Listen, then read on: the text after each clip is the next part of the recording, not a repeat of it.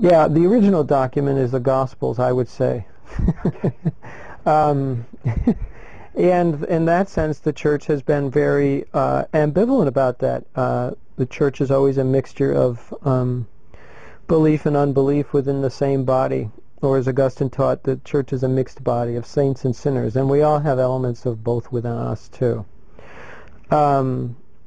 So given those provisos, I suppose it would make sense that there's a lot of infidelity as well as fidelity within our corporate life. The church in the United States, I think, has an interesting history, and it has been driven, I think, Catholicism in the United States has been driven by this impulse to fit in.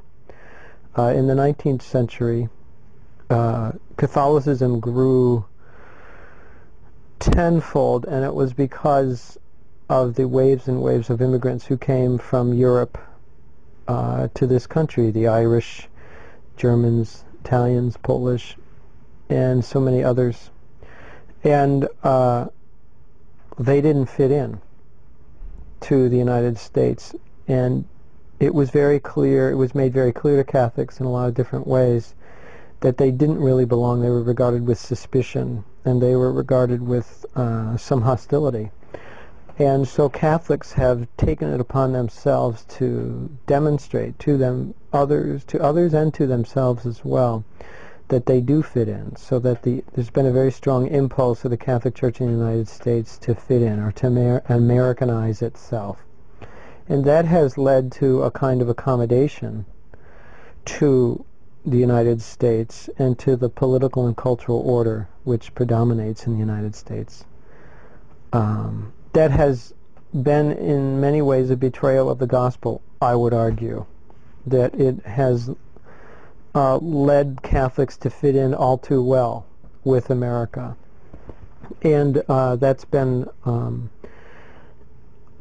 a problem, especially during times of war, when Catholics have been very ready to support the nation's wars. And I would argue that when a Christian goes to war, takes up the sword in defense of some nation state, that it's betraying, that he or she is betraying the gospel. Usually he, because it's the men that fight wars, although women support the men who fight the wars.